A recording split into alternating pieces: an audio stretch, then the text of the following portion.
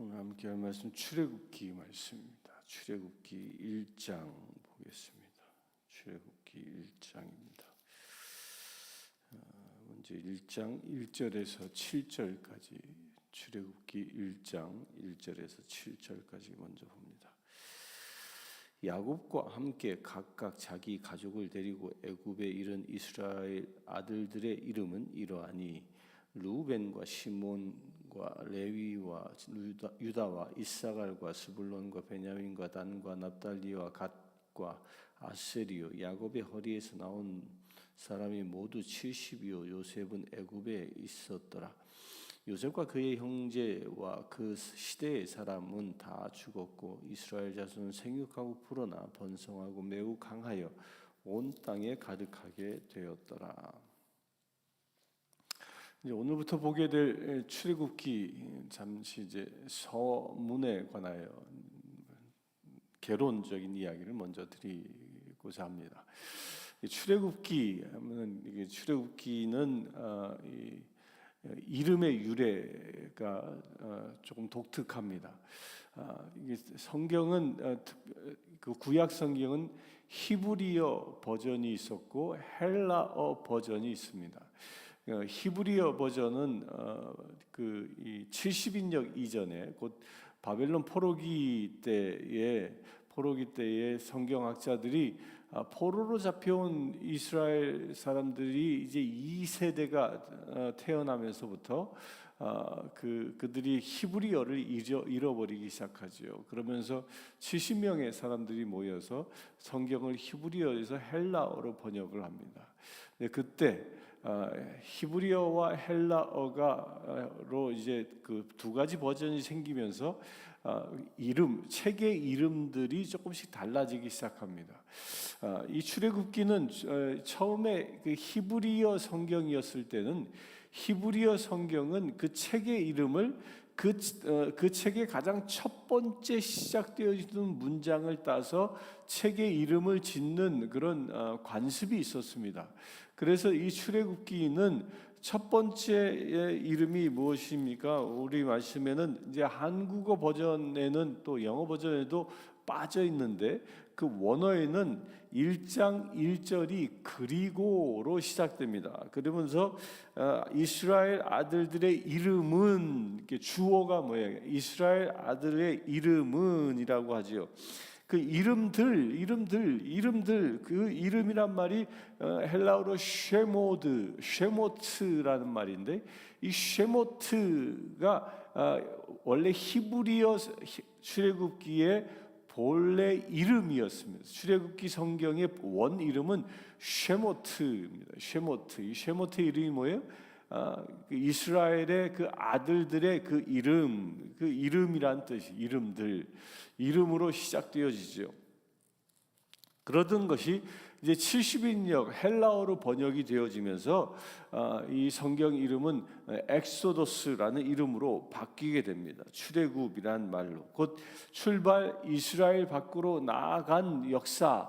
이것은 출애굽기 19장 1절의 말씀에 근거해서 이 성경의 이름이 바뀌게 됩니다. 70인역에서 곧 출애굽, 애굽으로부터 출애굽한 것을 기록한 책이다 해가지고 출애굽 엑소더스라는 말이 생기게 되고 그렇게 이름이 붙여지게 되는 것입니다.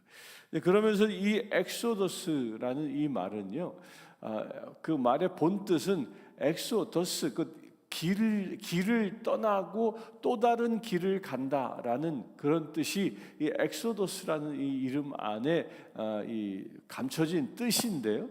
곧 출애굽이라는 것을 무엇을 의미하는 것이냐? 그동안 400년 동안 이스라엘 백성들이 애굽 땅에서 살아왔던 그 삶의 여정에서 그 인생길을 바꾼다라는 겁니다. 이제 더 이상 애굽에서 살아가는 자가 아니라 하나님의 나라를 향하여 살아가는 자다. 그런 의미가 이 엑소더스 안에 있는 것입니다. 그렇게 성경의 이 제목이 정해지게 됩니다. 이제 그러면서 이제 이 출애굽기의 첫 시작은 히브리어 버전에는 그리고라는 말이 붙어 있는데요. 이 그리고라는 말이 뭐예요? 무엇으로부터 이거 연결된 겁니까? 창세기로부터 출애굽을 연결하는 첫 번째 단어가 그리고입니다.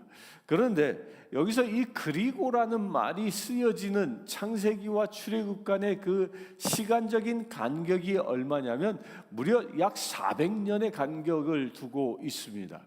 이 400년의 간격을 두고 이 창세기로부터 출애굽기가 쓰여지는데요. 이 성경의 역사를 보면 성경에는 두 번의 하나님의 역사심이 기록되지 않은 공백기가 있습니다. 그 첫 번째가 바로 이 창세기에서 출애굽기가 쓰여지는 이 400년의 기간입니다. 이 400년의 기간에 대하여는 성경은 어떤 내용도 기록하지 않습니다. 또 두 번째 기록은 공백기는 언제냐면 말라기가 쓰여지고 나중에 이제 마태복음이 쓰여지는 그 중간사, 신구약 중간사라고 불려지는 그 300여 년, 그 400년 가까이 되는 그 시기 또한 성경은 시기 또한 어떠한 내용도 성경에 기록되지 않았습니다. 두 기간은 다 공백기였습니다. 그런데 그 두 기간에 공통점이 있습니다. 그 공통점이 무엇입니까? 하나님이 침묵하시는 그 공백기가 끝나고 나서 구원자가 나타난다라는 겁니다.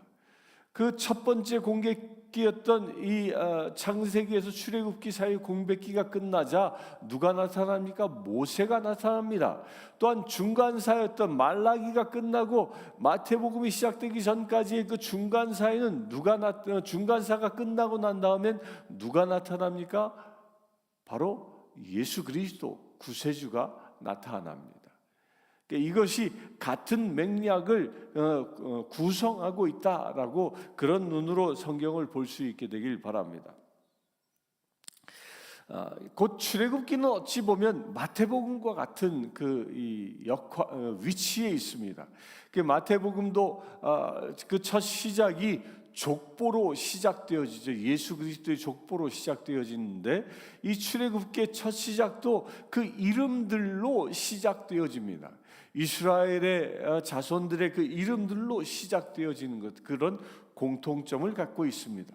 또한 출애굽기는 이스라엘 백성들을 구원하여 가나안 땅으로 인도하는 역사라면 복음서 또한 죄 가운데 있는 우리 인간을 구원하여 새하늘과 새 땅과 하나님의 나라로 인도하는 역사가 기록되어져 있는 것이죠. 따라서 이 출애굽기와 이제 우리가 다음에 보게 될 레위기, 민수기, 신명기, 이것은 마치 이 구약의 복음서와 같은 내용이다라고 보면 거의 틀리지 않습니다. 신약에는 4개의 복음서가 있는 것처럼 구약에는 4개의 복음서, 출애굽기, 레위기, 민수기, 신명기라는 이 복음서가 기록되어져 있는 것이죠. 그런 눈으로 이제 성경을 보게 됩니다. 7절에 보면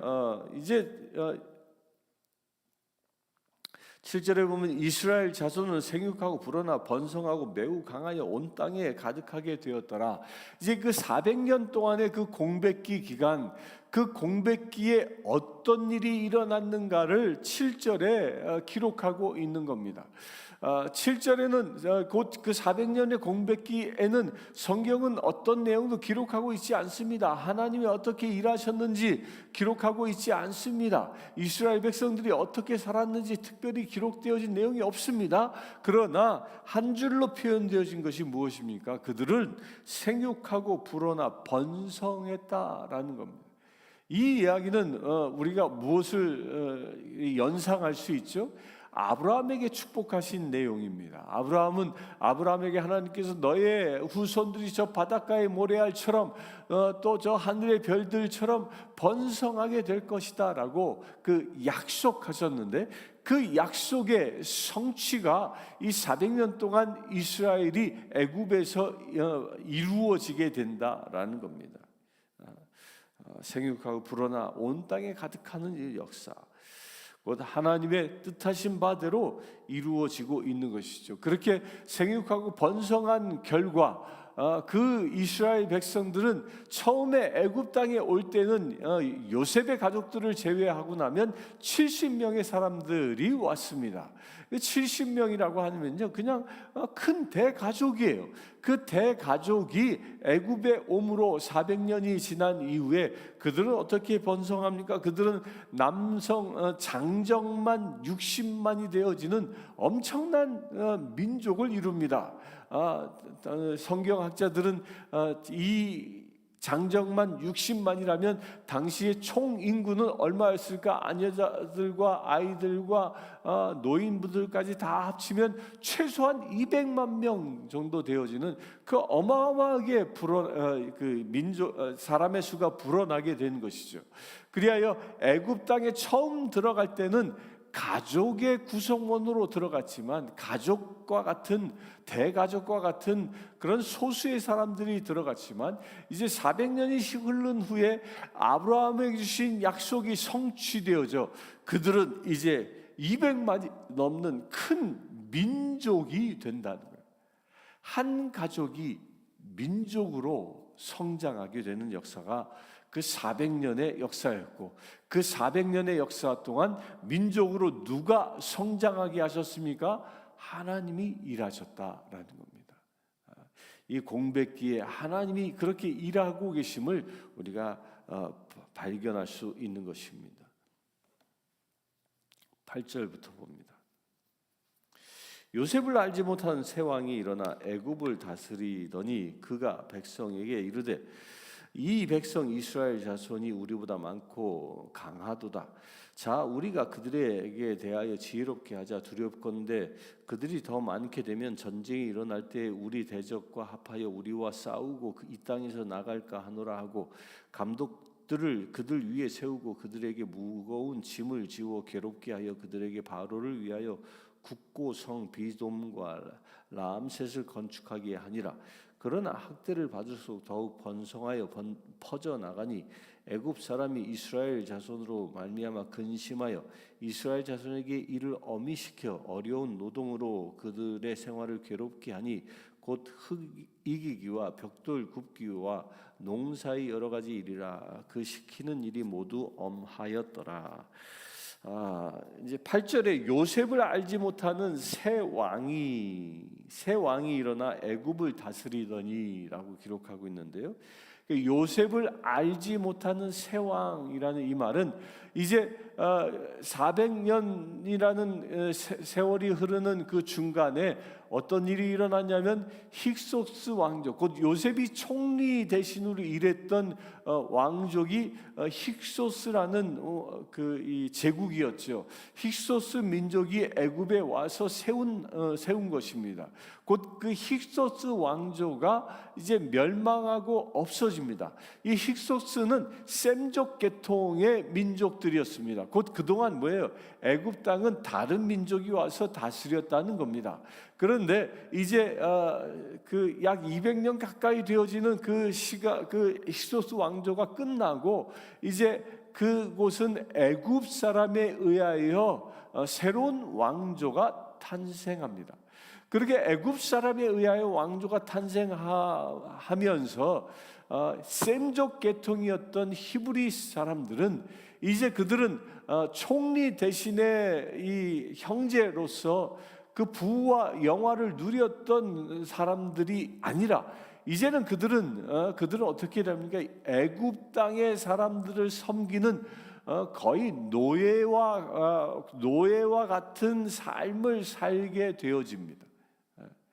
그런데 여기서 보면요, 요셉을 알지 못하는 새 왕이라고 할 때 요셉을 알지 못한다라고 표현하고 있는데요. 여러분들 실제로 이 애굽 땅의 새 왕, 곧 애굽의 족속들에 의하여 세워진 그 왕조가 요셉을 알지 못했느냐? 그렇지 않습니다.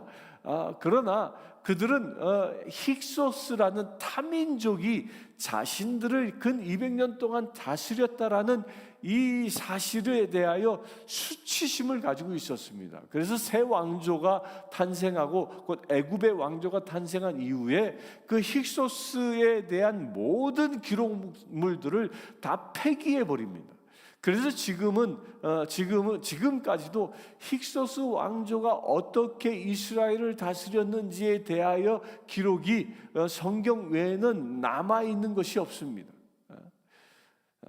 곧 애굽 사람들은 지워버리고 싶은 역사였던 겁니다.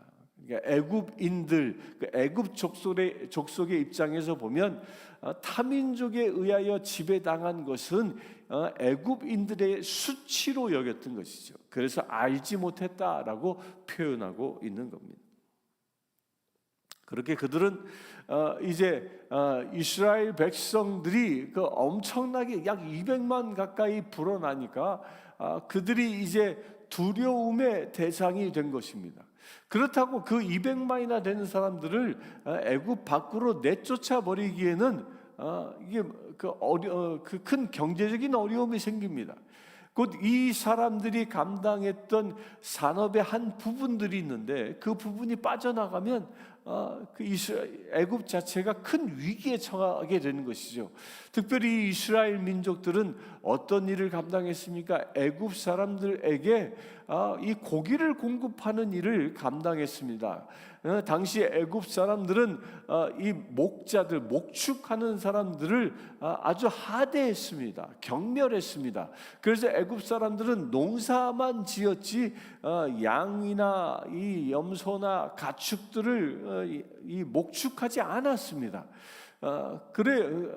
그런 상황에서 그들에게 고기를 공급해 주는 일을 누가 했습니까? 이 히브리 사람들, 곧 이스라엘 사람들이 감당했던 것이죠. 따라서 이 히브리 사람들을 내쫓아 버린다면 이 기본적인 애굽 사람들의 먹거리 시장에 아주 큰 문제가 생깁니다. 그래서 당시 이 애굽 왕은 어떻게 이스라엘 백성들을 내쫓지 않고도 그들의 그 애굽 사람들을 섬기는데 사용할 수 있을까? 국리 끝에 어떻게 합니까? 그들에게 벽돌을 제조하는 일들, 또 농사까지 일을 시킵니다. 그러니까 이스라엘 사람들은 죽을 맛인 거죠.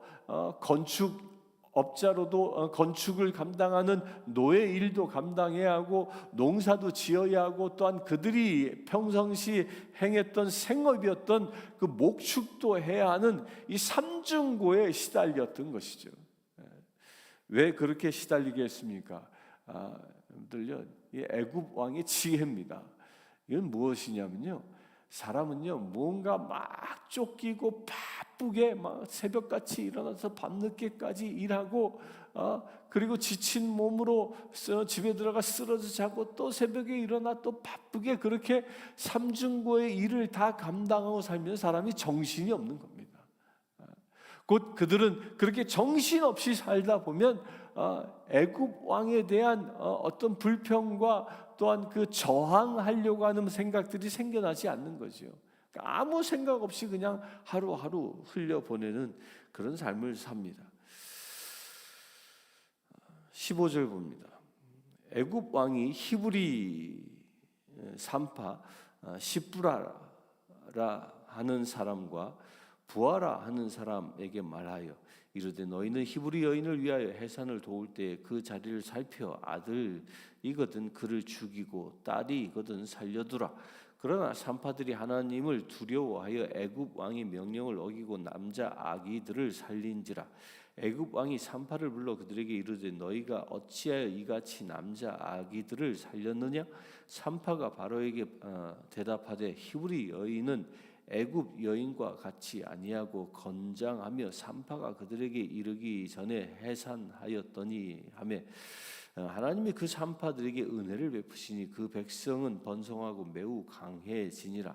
그 산파들은 하나님을 경외하였으므로 하나님이 그들의 집안을 흥황하게 하신지라. 그러므로 바로가 그의 모든 백성에게 명령하여 이르되 아들이 태어나거든 너희는 그를 나일강에 던지고 딸이거든 살려두라 하였더라.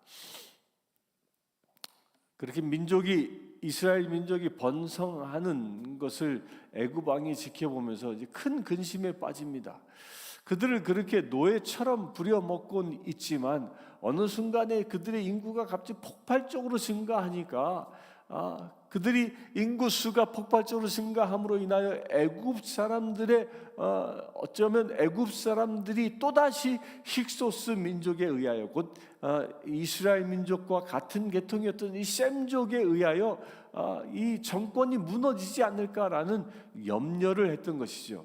그래서 그 염려로 인하여 애굽 왕은 곧 바로는 이스라엘 백성들의 인구를 점점 줄일 것을 계획합니다. 그 방법이 무엇입니까? 사내 아이가 태어나면 죽여버리는 겁니다. 그 일을 위하여 이스라엘의 산파 두 사람 시브라와 무아라라는 이 두 산파를 이 산파에게 명령을 합니다. 아들을 낳거든 엎어서 죽여버리고 딸을 낳거든 살려두라. 그렇게 명령합니다. 그러나 이 두 산파는 어떻게 합니까? 바로 왕의 명령보다 그들은 하나님을 더 두려워하였다라는 겁니다. 17절에 산파들이 하나님을 두려워하여 애굽 왕의 명령을 어기고 남자 아기들을 살린지라. 여러분들요, 하나님을 두려워 세상의 권력보다 하나님의 그 전능하심을 두려워하는 이 산파, 이것은 어찌 보면 우리 그리스도인들의 삶의 태도를 말하는 것입니다. 세상의 어떤 가치보다도 하나님의 말씀을 더 우선할 수 있는 삶을 살아갈 수 있어야 한다라는 겁니다. 하나님의 말씀을 하나님을 더 우선시하고 두려워했던 이 산파는 그들의 이름이 성경에 기록되어집니다. 그러나 이스라엘을 박해했던 이 애굽의 왕은 세상의 모든 것을 가진 사람이었음에도 불구하고 그 사람의 이름은 성경에 기록되지 않습니다. 곧 이야기 무엇입니까? 생명의 책에 하나님을 두려워하는 사람은 그 생명의 책, 곧 하나님의 책에 그 이름이 기록되어지지만 세상의 그 어떤 권력도 세상의 최고의 권력과 부를 가진 사람일지라도 하나님을 두려워하지 아니하는 사람들의 이름은 생명의 책에 기록되지 아니한다라는 겁니다. 여러분들의 이름은 생명의 책에 기록되어져 있습니까? 아니면 세상 역사에 기록되어져 있습니까? 생명의 책에 기록되어지는가? 아니면 세상에 이름도 없이 그냥 사라져가는 잊혀져가는 인물로 기록되어질 것인가? 그 차이는 어디에서 일어난다고요? 하나님을 두려워하는 그 마음에서부터 시작되어진다는 겁니다. 히브리의 이 두 산파 시브라와 부아, 이 두 산파가 그 이름이 기록되어져 히브리 이 출애굽한 역사 이래로 약 4,000년 가까이가 흐른 지금에서도 그들의 이름이 수많은 그리스도인들에게 전해지고 있는 것처럼 저와 여러분들의 이름도 하나님을 두려워하는 마음으로 살아감으로 인하여 영원한 생명의 책에 기록되어질 수 있는 축복의 자녀 되기를 축원합니다. 함께 기도하겠습니다.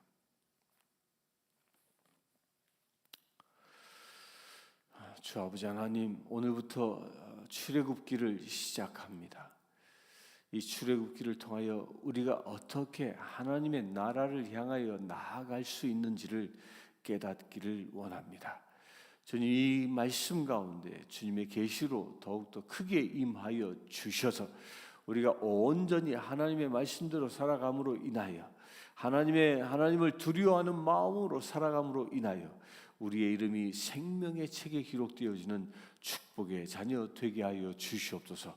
그래야 아버지 하나님, 우리가 세상에 속한 자가 아니라 하늘에 속한 자로 출애굽하는, 세상으로부터 출발하여 하나님의 나라를 향하여 살아갈 수 있는 거룩한 믿음의 자녀들 되게 하여 주시옵소서.